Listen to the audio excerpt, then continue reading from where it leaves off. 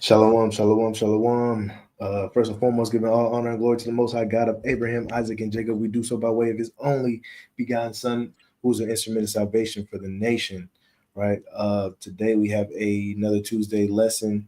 I got the brother Azrael with me right now. I believe the brother Obadiah will probably be with us in spirit, and the brother Isaiah will be joining us shortly. The title of today's video is going to be called "A Choice Made into a Decision." A choice made into a decision. Not shouldn't be a long lesson at all. I got a video I want to share, and I got about 8 precepts, man. Of course, brothers are feel free to add as they wish. But without further ado, man, I'm gonna go ahead and share my screen, and we're gonna get into this little video clip I got of another gray-headed elder, man. You know we love our gray-headed elders, man. Y'all let me know if you guys can hear this clearly. I'm gonna play the video, and yeah. Decision, you burn the ships. There's no regression from a decision. There's only regression from choices. The difference between a choice and a decision is fascinating because to choose means to pick one, but to decide comes from the Latin root de, which means over from, and side, which means to cut. When you actually make a decision, you cut yourself off from any other possibility. This is what I will do. This is what my life is going to be about. Nothing is going to stop me. That's So he's saying, man, there's a difference between a choice and a decision, right? When you have a choice, man, and that's what a lot of us go through life um, making choices instead of making decisions. Because when you make a decision, everything else that's not in line with that decision is cut off. When you make a choice, that's why a lot of people are swayed left and right after they make a choice because they got so many other distractions and other choices to pick from that they're not fully committed to the choice that they chose, right? So it's the difference between a choice and a decision. It's a decision. Choice means I'm going to pick one. People make choices and they change their mind. When you make a decision, you burn the ships. There's no People make choices and they change their mind, right? A lot of us go through life making choices and we say, nah, I think I'm gonna go the other way, right? Because we're not fully committed. But a decision, right? You're seeing it through. regression from a decision. There's only regression from choices. So when you make a decision, you're actually entering into a covenant with yourself. And a covenant is the opposite of a contract. A contract is an agreement between two or more individuals based upon a mutual distrust. But a covenant is an agreement between two or more individuals based upon a mutual love and trust. Person who makes a decision, a covenant decision with themselves, they would rather die in honor, keeping that promise to themselves, than live in dishonor and break it. Right, man. You know, that's where the term comes from, dying on your shield, right? Shout out to the brother Obadiah, the Bible Prince, right? But that's where the saying, the proverb, dying on your shield comes from. You know what I'm saying? When you make a decision, that's it, right? Ain't no going back and forth. Ain't no looking back like Lot's wife, right? I don't even got that precept in here, but that would be a good example to go to, right? Ain't no looking back like Lot's wife, because we made that decision to leave. You know what I'm saying? There was nothing to look back at. See, she made a choice. Lot made a decision, and his wife made a choice, right? Because she still had other things weighing in the balance. Once you make a decision, you take that thing off the scale and nothing else matters, right? It's not weighed in the balance anymore. It's that thing or nothing, right? Too. Also, too, man, the latter end of a choice is a decision because once you start wavering and you go back on the choice that you made, then you finally make a decision. Lot's wife made a choice to leave with, she made a choice to leave with Lot, but her decision was to turn back. She made that decision to turn back, meaning she was willing to turn into a pillar of salt. She was willing to reap the repercussions if she turned back. So a lot of times when you make a decision, man, it's because you're ready to live with that decision, good, bad, or ugly. Mm, You know, mm, another example would be, sometimes you might be in the store and you looking at your bank account and you're like, should I buy this? I don't know if I should buy this. A little expensive. I get paid next week.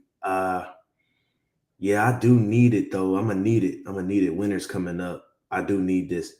And then you buy it, and then the whole time you walking out the store with it in the bag, you feel regrets. Like, man, I need to keep this receipt. If you feel like you need to keep your receipt, you made a choice. You didn't make a decision, right? Hmm. And there's Amen. and there's such thing as my bad. And there's such thing as good decisions and bad decisions, but nonetheless, when you make a decision, it's something that you're willing to stand on. Because Come on, man. Typically, and this kind of just popped up in my head. Typically, when you're in the world, right, and for the brothers that might think that they're players or whatever out in the world, you might hear somebody say, "I got choices, man." You know what I'm saying? I got choices, meaning he got more than one girl he can choose from. X, Y, and Z. Girls nowadays they be doing the same thing, right? But you don't ever hear nobody say, "Man, I got decisions." And when they do say I have decisions, it's for that final one, right? Because when you make that decision to who you're gonna be with, you're saying that, hey, all the other choices, they're off the table. When I make that decision, that means that everybody else gets cut off. That's why he said the word decision means to cut, going back to the Latin word day and something, right? Decision, or whatever, right? Because when you make a decision, everything else is cut off. So when a man goes through his life, a young man goes through his life, yeah, he got choices, man, right? He might have the pick of the litter, but then when he makes that decision, that's when he settles down, he gets married, he picks one person, right? So it's a difference between choices and having choices and making decisions, right?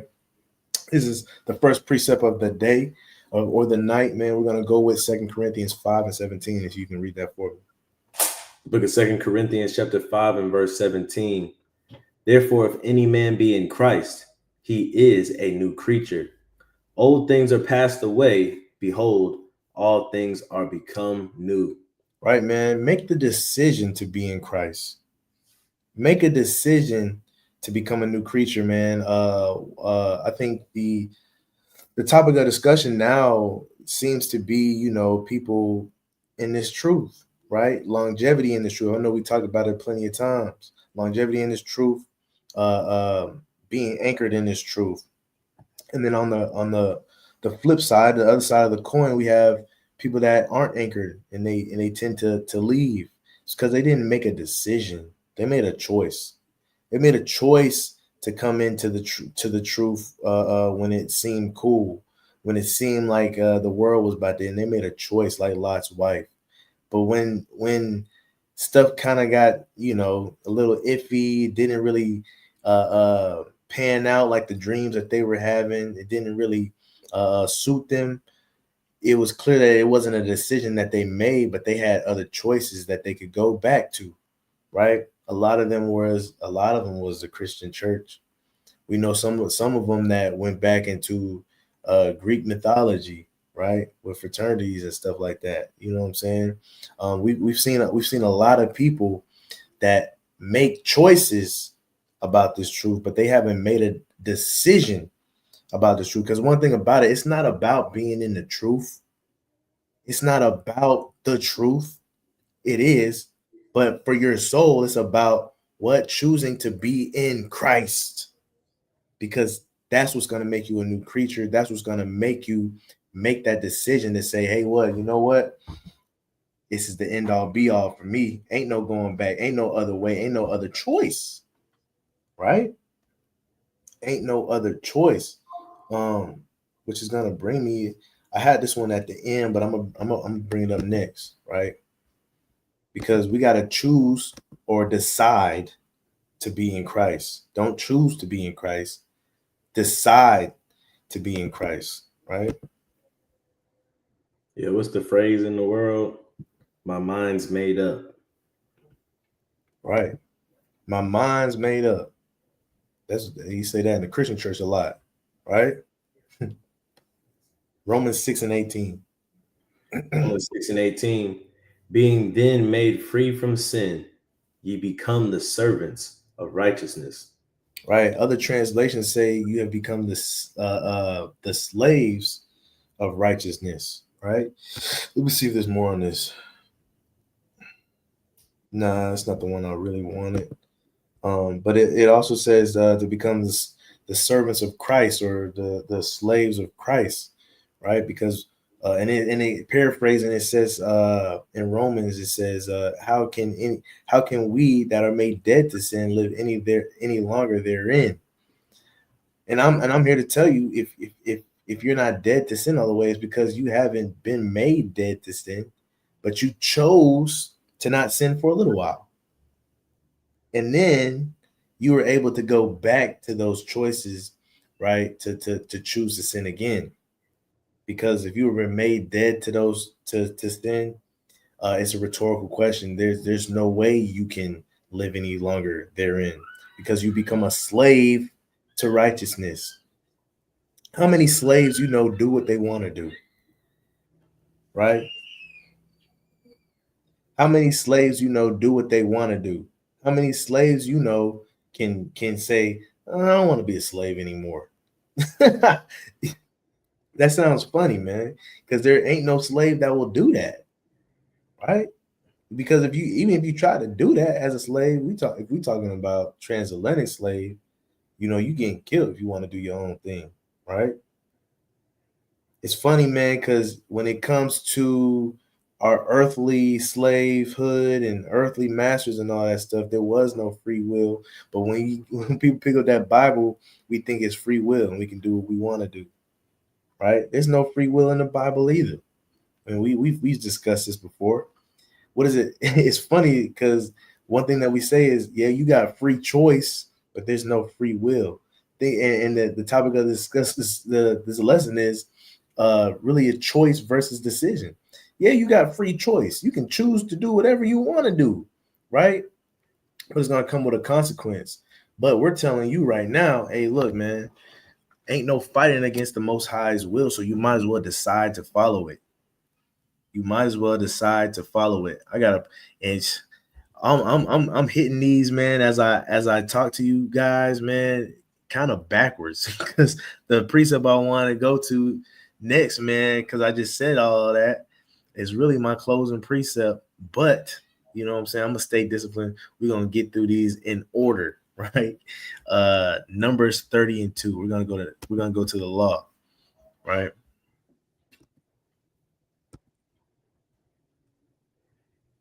Numbers 30:2. Let's talk a little bit, man. Go ahead. Numbers 30:2. If a man vow a vow unto the Lord, or swear an oath to bind his soul with a bond, he shall not break his word. He shall do according to all that proceeded out of his mouth. See, a lot of people, man, that's what the Lord said. A lot of people honor me with their lips, but with their hearts, they're far from me. The Bible also talks about there's power in the tongue, right? A lot of us speak vainly, right? A lot of us speak ignorantly when we come into this truth, right? When we confess with our mouths that we're Israelites, confess with our mouth, yeah, we got to keep the commandments, bro, right? We confess with our mouth and we rebuke our neighbors and all this stuff, just to go back to our vomit, just to go back into the world, just to go back to our sin. But the Lord says, if a man vow a vow unto the Lord, you're not vowing this vow to yourself. You're not vowing this vow to your husband. You're not vowing this vow to your wife, right? You're not even vowing it to your kids. You're vowing it to the Lord when you make the decision to come in and to serve him, right? It's not a choice anymore. You're making a decision. And once you swear that oath, a lot of people keep their oaths people take oaths very seriously, right? We talking about fraternities and sororities, right? Them folk take them oaths seriously, right? They take their organization seriously. They're ready to go to prison behind their organization, and we see it even in 2025, right? When we see people that take oaths, the judge takes the oaths very seriously in that courtroom, right? Police officers take their oath very seriously, right? Firefighters, right? Military, They all take their oaths very seriously. Oaths are nothing to play around. It's not when you stand before whoever you standing before, right? In any organization, whatever, and you stand there with your right hand up and you making this oath, that's not a choice anymore, bro. You deciding. A lot of times, what do they say? You sign your life away, right? Oh, the military owns you now. The police force owns you now, right? You signing your life away. It's the same thing for the Most High God, but a lot of people want to play with him because we can't see him face to face, because we don't have other people in uniforms next to us holding us accountable. So now you can drift off when you want to drift off. You know what they call that in the military world? They call it AWOL. They call it absent without leave. A lot of people come into the truth and they go absent without leave. Nobody told you was done yet. Nobody told you could leave yet. Just because it got a little tough, it got a little hard. Oh, so you know, the people in the military, they get that phone call, they got to go across the waters. They get what's it called? When you get scared, nervous. No, yeah. But it's a saying. Cold feet. They get cold feet, right? And they disappear, right? And then they go AWOL. That's what they call AWOL. And when you get caught going AWOL, where do you go? Go to prison, man. You go to prison. Same thing in this, though. I'm here to tell you. Same thing in this, right? You go AWOL from the Lord, you get caught, and you will get caught. You go to prison. Hopefully, you know it's an earthly persecution, and you wake up and you come back to the Lord 10 times harder before it's that prison that's going to last for eternity, right? Yeah. All an oath is too is a covenant, man. You know, you make a oath or a covenant with your spouse, an oath or a covenant with the Most High God to keep his commandments, an oath and a covenant when you sign your lease to wherever you're living, right? Or whatever you're driving. If you're gonna be on time with your payments in the world, if you're gonna honor the oaths that you make in the world, at your job, wherever, you know, who are you to not honor the oaths and the covenants that you made before God? And you tell yourself God will be okay with it. He understands. Your landlord don't understand, and your landlord don't give you no grace, and you gonna pay it on time. Same thing with your car note. Same thing showing up to work. So we got to treat the Most High God better than those things. We got to treat our Most High God better than signing a contract on decision day. You finna go play a sport for a school. You got all these choices to make what school you're going, and then you finally make a decision, right? Once you make that decision and you sign that contract, you got to stay at that school for however long that contract say, right? That's a fact. That's a fact. You signed that dotted line, you made a decision, it's a wrap. You know what I'm saying? Hey, you decide to work somewhere, right? And it comes with a contract or whatever. Once you sign that contract, it's a wrap, right? The decision has been made. All choices are off the table. You go to that signing day, man, you got plenty of choice. Before you sign that paper, you got plenty of choices. You see them setting the hats down, right? But the moment you pick up that hat, put it on your head, and you sign that dotted line, it's a wrap. It's a wrap. And I believe if you do go back on that contract, there's I'm sure they have some type of repercussions or something in which you are to owe, right? Whether that be some type of penalty, whether that be, I don't know, man. I don't know. You know what I'm saying? We ain't here to get in all of that. But at the end of the day, man, when you make that decision, you better be, what do they call it, right? You know, you see somebody decide to go to a school and they upload a social media post, and in the post they got the hat on and it's a collage of them at signing day, and they got pictures of them playing, and they, you know, AI is crazy now. Now they're putting you in the jersey before you even get the jersey, and then across the top of the post it says what? It's a big word that starts with a C. S. What? It starts with a C. It says committed. Oh, It says committed across the top, right? That's what you gotta be. You gotta be committed to the Lord. You gotta be committed to this walk, right? Once you make that decision, you have to be committed. A lot of us are not committed in this walk. You know, you signed that you sign to go play at a school, right? You know, a lot of people, what they do is all their high school photos and videos and all of that stuff, they delete it off their page. They become a new creature now. Not everything they post is about the school that they finna play at, right? You know what I'm saying? And you know, they don't forgot the old man, the old high. I'm not that high school player no more. I'm a college player now, right? You know what I'm saying? And they start. I mean, I see it all the time, man. They commit to these schools, and then this the day of signing day, all their high school content is off their page, right? They might change their bio, everything out their bio except for their school. You know what I'm saying? only And thing that's up there maybe is senior night. right, you know what I'm saying? It's like, dang, bro, the brother really think he a whole new creature for real. And but he's so excited because he's taking on a new adventure. And he's made a decision and he's fully committed to that thing. A lot of us, how many of us are like that when we come into the truth? You know, I'm not saying you have to do all this stuff, but you can tell in people's intentions, man. You go to somebody's social media, does it look like it's changed? Do they still got their high school? For example, by the way, do they still have their high school content up?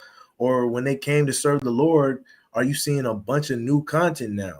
Are you seeing, you know, you repping the jersey now? I'm talking about fringes. You repping the jersey now? Or are you still rocking your high school jersey? You know what I'm saying? What does it look like to make that decision, become a new creature, and to not do the things you used to do anymore, and do different things, that do better things, because you have elevated yourself and you want people to see that.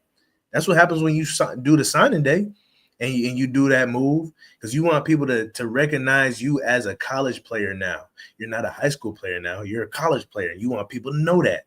Same thing in this truth, but that's what comes with being committed. When you see somebody hesitant to share with the world, you know, the new creature that they are, it's because they're still in choice mode. They haven't fully committed yet.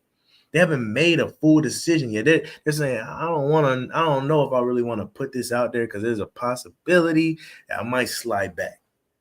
You know what I'm saying? And we see that time and time again. This is 2 Esdras 7:7. 2 Esdras chapter 7 and verse 7. The entrance thereof is narrow, and it is set in a dangerous place to fall, like as if there were a fire on the right hand and on the left a deep water. Right, man. When you walk in this walk, right, it's a serious walk, and you have to commit to it, right? We just talked about the word commitment. You have to commit to it. So it's saying, hey, look, it's like you on a tightrope, right? Or, you know, there's a path.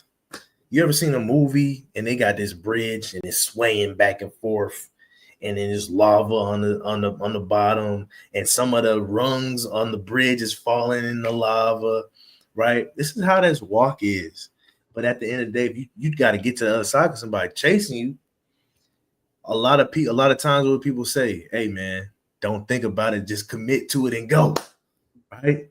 Because if you think about it, you're gonna be back and forth, right? You just kind of gotta close your eyes and just keep going, right? That's how you gotta be in this truth. You can't sit there like, you know what I'm saying, waiting for the bridge to stop swaying, right? Waiting for the water to get shallow on this end, and waiting for the fire on this end to lighten up. It's not gonna lighten up. It's not gonna get any shallower. It's gonna get deeper. It's gonna get hotter. You kind of gotta close your eyes and commit and just go.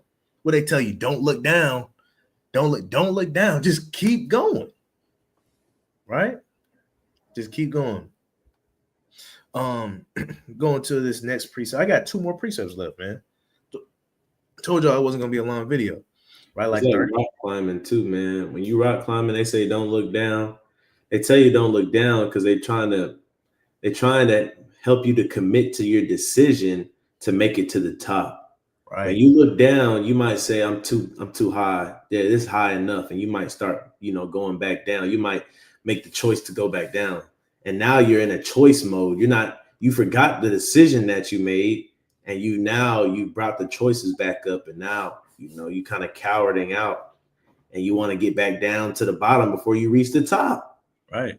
I was about a week ago, man. I was helping my daughter get over one of her fears. And one of her fears was, sliding down the big slide at the park. And but it wasn't really at the slide where I use this tactic. It was so like there's like little monkey bars on the way up to the platform, and between the monkey bars they're like rungs. So it's like a rung right here, then a rung right here, then a rung right here. But as you climb up, of course there's nothing underneath there but the rungs. And so we try to climb those. First she was terrified, and then we powered through it. And one thing I was telling her was, hey, look at the platform, man. Get to right here, don't look down. Right, keep putting one hand and one foot in front of the other until you get to this part right here. And I kept telling her, don't look down until she did it, right? And then she did it, and then I made her jump off, right? When she got to the bottom, she immediately stopped crying, and I said, that wasn't hard, was it? She said, no, it wasn't, Daddy, right? But you have to commit to it to understand that it's not as hard as it looks, right? And it's truth, you have to commit to it. Stop being scary, and you'll understand once you get into the groove of things. Once things start coming naturally, it's not as hard as it looks to stay girded in this thing. You actually get fulfillment out of it, right? Like the apostles did. You know what I'm saying? And now you've unlocked this new thing that you're not afraid to embark on, right? This is Job 22 and 21. Job 22 and 21, and it reads, acquaint now thyself with him and be at peace, thereby good shall come unto thee. Right. Acquaint. Other versions of this say submit. Acquaint. Submit now thyself with him. Who is the him? It's talking about the Most High. Submit to him. Acquaint yourself with him and be at peace, right? It might seem scary because his ways are higher than our ways, his thoughts are higher than our thoughts, right? We don't know what's gonna happen, but submit to him and be at peace with that, right? Make the decision to follow him, to obey him, and be at peace with that. Don't be hesitant. Don't be like, I want to submit to him, but and then you say you submit to him, but you kind of pulling your beard out every day. Right, like, well, wonder when I'm gonna eat. Wonder when I'm gonna get this. Wonder when this gonna happen. Right, just submit to him and be at peace with that. The funny thing is, he's trying to be our father, just as we're fathers to our kids. Right, if you have kids, and it's an easy thing for a kid. A lot of adults get to the adult level, and we say stuff all the time like, "Man, wish I could be a kid again. Well, I ain't have to worry about these bills, all of that." It's the same thing for the Most High, but we make it complicated, right? Because we want to tap into our adulthood so much instead of just leaning on him and trusting him. He wants to be able to pay all the bills and just let us go outside and play, right? He wants that for us. That's why his son said, take my yoke. For my yoke is easy, my burden is light. He don't require too much of us. He's gonna handle all the difficult things, right? But you steady worried about the difficult things that you don't gotta worry about. No, submit to him and be at peace, right? It says, thereby good shall come unto thee. Good things will come to you, and you're gonna be like, I don't even know how this happened, right? A lot of times, man, growing up, we have your parents, they working their butts off and all this stuff, and You know, you don't know how in the world you're able to go play travel basketball, travel soccer, and all this stuff. You know what I'm saying? And be able to eat out with your friends and all of this stuff. And you ain't got to worry about no money, no none of that. None, everything just coming to you, and you don't even know how to. Thereby good shall come unto thee. Submit to your heavenly Father, trust your heavenly Father, make the decision to obey him, that he's going to be the head of your life, right? And good things will come to thee. Stop trying to figure it out by yourself. Stop trying to do things, right? Stop trying to do things just for you to try to give credit to yourself, right? I know me personally, man, I want to trust the Most High so much that, you know, I can't, when somebody asks me how I ended up here or how I got this, that, and the third, I don't even know what to tell them, right? They might think I'm lying because I'll be like, I really don't even know how I ended up here, bro. You know what I'm saying? But a lot of us, we want to, you know, we got, a lot of us got control issues, man. We got control issues, and we want to be in control of our life, and we want to be able to tell people, yeah, I did this X, Y, and Z. It's all me, me. No, bro. Be at peace with submitting to the Most High, and good things will come unto you, right? And the thing I like about this the most is that it's in the book of Job. Who else better to let us know to do this other than Job, right? When you see Job, bro, and everything he went to, this is a man that made a decision that he was going to follow the Most High. If his wife made a choice, his wife said, curse God and die. Hey, she was in this till it got hard. She said, you know what? Curse God and die, man. You know what I'm saying? His wife made a choice. He made a decision. He's going to ride this. Even in his calamity, he looked at his wife crazy. Bro, you crazy. I don't know what you got going on, bro. But I there's no going back for me. There's no cursing God for me, right? I made a decision, good, bad, or ugly. I'm in this, right? And that's what we have to do. Who better than Job to give this advice? Yeah, you know, Go ahead. I was gonna say, you know, a lot of that sounds like too, man, you know, thinking about Job's wife, you know, athletes nowadays, and I don't know if brothers touch on it already, but athletes nowadays, man, when the going gets tough, first thing you see is this person has entered the transfer portal. You know, the NCAA has given players the ability to swap schools just in case, you know, it's not the right fit for them. Fortunately for us, you know, when you commit to the word of the Lord, man, again, good things are going to come to you. And if good things are coming to you, you should always be like, man, I don't see how I can leave this place. But unlike Job's wife, we got to be willing to stay committed to the overall mission, even if things are not working out for us like we thought they would. One of the biggest things that brothers like to emphasize is that when you come into the truth, some people like to sell that when you come into the truth, it ain't gonna be nothing but, you know, blessings, right? But that's the furthest thing from the truth, you know. And when you come into this truth, right? I know if brothers probably brought it out already, but you gotta prepare thy soul for temptation, like it mentions in Sirach 2. So don't hesitate to stay committed to the program and stop, you know, like the brother said, being wishy-washy and wanting to jump in the transfer portal. Because at the end of the day, when you leave the team of the Most High, ain't no coming back, you know. Now, I say that as I speak as a man, but at the same time, you know, like it reads in Hebrews 6, man, it's hard for them to have once tasted the goodness and the mercy of the Lord and took part of the sacrifice of Christ to come back into the knowledge, man. So we just got to do our best to, like the brother said, stay committed, embrace the, you know, the photo edits where we got the jersey on, the fringes like the Ak made the point of. Embrace those photos that, you know, get made in the eyes of the Lord before you even put one on for the team, right?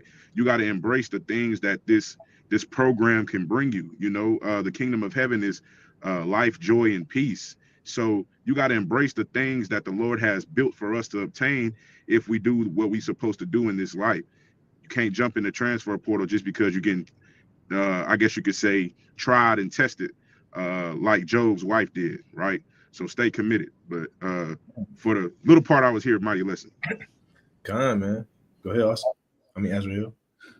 Yeah, I was gonna say, man, we was just telling a brother, we don't know if we can call him a brother, but we was just telling somebody on the Sabbath day, stop worrying about getting a girlfriend and stop worrying about X, Y, and Z. One thing about this walk of obedience is once you make the decision to seek the kingdom, you gotta be ready to seek the kingdom, right? No matter what your circumstance is. Yeah, there's certain things that the Most High God said in His Word, but he's not entitled to give you all of it, right? He can give you a little bit of it, right? He don't have to give you a husband. He don't have to give you a wife. He don't have to give you a great paying job. He don't have to give you a big garden with abundance of land. He don't have to do all that stuff, man. He can if he wants to, but your job is to seek the kingdom first, regardless. And guess what? Be at peace with that decision. In movies, man, a lot of times you may see in these like apocalyptic movies and stuff, somebody done made a decision and the zombies are coming or the tsunami waves are about to hit or the tornado's about to come or the hurricane about to come. Somebody that made a decision to stay. And everybody, you got that one person that come back for him, be like, you still got time, you can come with us. And that person be like, man, I'm at peace with my decision. They ready to handle whatever comes, whether it's good or bad. But I'm saying that to say, because like this precept says, it says be at peace. You gotta be at peace when you make the decision to serve the Lord, whether good or bad. You gotta be at peace with it. That's And I want to add too, because again, just to reemphasize, man, that's the thing. Just speaking from my experience as a former athlete, sometimes when the going gets tough, you're no longer at peace with the decision because you think that the chaos surrounding the program is going to affect your ability to get to the next level. But that's one of the benefits of the Lord and His will. It's different from man's, program, man's success, right? It's not measured by it's not measured by man, right? The Father had put all things in order as they should be. So regardless, right? Regardless of things are being chaotic in your life, it's not going to prevent you from getting the kingdom, right? From having that opportunity to gain those riches. Sometimes we get too down on ourselves in this walk because we think that, the hardships that we go through, the Lord has forsaken us. But like the brother said, man, what better example than Job? Sometimes, man, it's just a test of faith. And you got to be willing to be at peace even when things are hard, because at the end of the day, it's not going to affect your ability to get into the kingdom. Some players transfer because, hey, they say, well, I want to go to the league and I ain't going to have much exposure here. But there's a lot of athletes and Hall of Famers, right, who have went to the league, not even going to those programs that give you that exposure. Why? Because they work hard, they stayed committed, and they were at peace with their decision, and they made the most of the opportunity. So whatever hand that the Lord deals you, like the brother Azrael was saying, you just got to be comfortable with it and know that the Lord is going to work it out, right? Jeremiah 29:11. Con. Mighty points, man. To the brother Isaiah's point too, man. That transfer portal is something crazy, man. And I think the world we live in now is making it just the society that we live in now itself. It's making it harder for people to stay into the truth. Why do I say that? Is because the culture that's pushed right now is beyond microwave society, right? It's beyond microwave to the point right now. It pushes a do what you want, get what you want. If you're not having it, it's time to uproot yourself and go a different direction. The moment any type of resistance is, right, there's no resilience being pushed in the earth right now. Everything is babied and everything is have it your way. Burger King, Subway, you know what I'm saying? I think the society that we live in, and I'm scared for the people that come into the truth in this society, because that's just the culture that's being pushed right now. A lot of people will come into the truth and think there's a transfer portal back into Christianity is the moment they don't like something they see in the truth, right? Or a transfer portal back into gangland after, you know what I'm saying? Like you come into this thing, I think I'm gonna enter the portal, man. It's not really looking too good for them Israelites, you know what I'm saying? And so that is a good point. I wanted to point out this too. One of the my personal opinion, one of the I think he's the best quarterback in the NCAA right now. Ty Simpson, you know, some people will argue, but he's nice, you know what I'm saying, for Alabama. And one thing I like about him is the fact that he I think he's a four-year quarterback for Alabama. And you know, he could have transferred at any time, but he chose to stay down. He played behind, I think, Milroe and who was the other guy he played behind? Was it it wasn't Tua, was it? I don't know. But he played behind two great quarterbacks, man. And one would say, hey man, he probably ain't never gonna get his chance to perform, but he stayed down, and on his senior year, man, he got the starting quarterback position. And it was said that the coach honored the fact that he committed and he didn't go anywhere, right? And whether or not he was the best choice, that the fact that he committed showed the fact that he was there for the University of Alabama, and he won the job, right? And he's playing the part. He's doing pretty well despite that first game. And I think, you know, he might be, you know, a lottery pick here. You know what I'm saying? That's just me though. But you know, you got to ignore that portal. All them portals, man, I'm talking about physical, spiritually, and literally. The portal, man, is just a distraction. And it's Satan, man. It's Satan saying, hey, you don't need to stay here. Hey, the show is all about you, nobody else. As long as you're happy, that's all that matters. So if you're not happy, leave, right? It's all vanity, right? I got one more preset, man. We're going to end it off the right way. I love ending lessons off with the master teacher, right? Let's go to Luke chapter 22 and verse 42.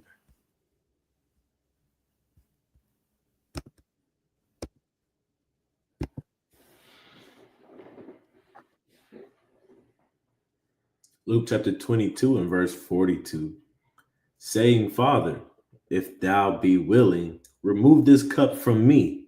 Nevertheless, not my will, but thine be done. Right, man. So when you come into this truth, man, it does get hard, right? So it's not wrong to petition certain things that's happening in your life, but at the end of the day, and this is something that I pray every single night, right? And really, anytime I have a prayer, I always stick that at the end, right? If it's your will, let it be done, right? Talking to the Most High, because we want a lot of things, and sometimes we want stuff that's not necessarily even good for us, and we don't even know. You know what I'm saying?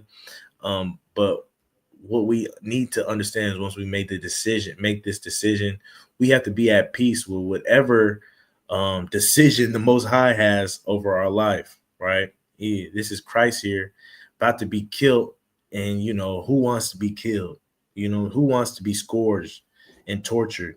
Nobody. Right. So we understand his petition, but at the end of the day, he's at peace with what the Father's will is. And he says, nevertheless, not my will, but thine be done.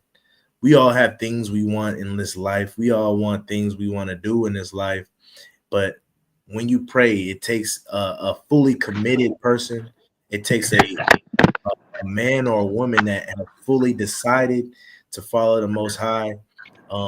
But to add on the end of your petition, not my will, but thine will. If it's in your will, let it be done, right? Sometimes we get, hey, I ain't gonna lie, sometimes you get to that point where you want to ask for something, and the selfishness, the vain person within you don't even want to put that on the end. I'm just speaking for myself, right? Sometimes I don't even want to put that on the end. You know what I'm saying? If it's your will, because I want what I asked for. But then I snap out of it and I say, he's running the show. And I let him know, hey, it's your will. If you don't want me to have it, so be it. You know what I'm saying? And so always be like that. Because you've made a decision to follow him and to trust him. You gotta, what Job say, that might be one of my favorite precepts here for a minute. Be at peace with him. Be at peace with what he has for you, right? And therefore good things will come to you, right? But that's all I got. Any brothers got anything else? Mighty lesson though. God, I just want to say, man, what keeps most people from making a decision is the deception of freedom. You think that you're liberated, man. You think that you're going to be liberated, but it's all a deception, man. At the end of the day, the people in life that are well respected and the people in life that are remembered are people that make decisions and they stand by their decisions, right? Even if they made a bad decision and they stand by their decision, they get respect for it, right? And that's what the Most High is saying when he says, do not be lukewarm or he's going to spew you out of his mouth. You either be hot or cold. Hot or cold, you got to be a man. You got to be a woman. What they say in the world, they say, hey, man, if you make a decision to do something and you want to get it done, even if you mess up going full speed. You know, a lot of coaches say that. Mess up going full speed, though. At least I know you're committed to getting better. At least I know you're committed to this drill, right? Mess up going full speed. At least I know you're not double-minded, because a double-minded man is unstable. Because you normally mess up when you hesitant. Let's be honest. You normally fumble and all this stuff, man, when you hesitant or scared. I tore my ACL because I was hesitant. I ain't know what to do with the ball. I didn't know who to pass it to. The moment that you don't know what you're doing is the moment you're going to mess up. Right. Be fully committed. The Bible Prince said, folks become a Q dog and delete their old picks. Man, people do that all the time, man. We talk about signing day, but you know, we talk about fraternities and sororities. Hey, that's where you see it the most, man. Not only do they do that on social media, they do it in real life, right? They cut off friends and all that stuff. How much more for the Most High? How much more you cut off friends and you know what I'm saying, and family and all that stuff, and you know, you don't go to the same places no more, you don't hang out with the same people anymore. How much more for the Most High to be fully committed and make that decision, man? So, but that's all I had today, man. So I hope this lesson was edifying. A choice made into a decision, man. You have your choices. Hopefully one day you'll be man enough or woman enough to make that final decision to fully trust in the Most High. We do all honor and glory to the Most High God of Abraham, Isaac, and Jacob. We do so by way of his God's Son, who's an instrument of salvation for the nation, who said, not my will be done, but your will be done. He also said, hey, look, if you're not helping to gather, you're helping to scatter, man. So y'all do your part, put in some effort, and multiply that talent. We'll see you guys tomorrow, Wednesday. We'll see you guys tomorrow, Wednesday, Lord willing. If it's his will, we'll be here on Wednesday. And hopefully you guys can tune in for that. But I hope this was edifying. We'll see you guys then. Shalom.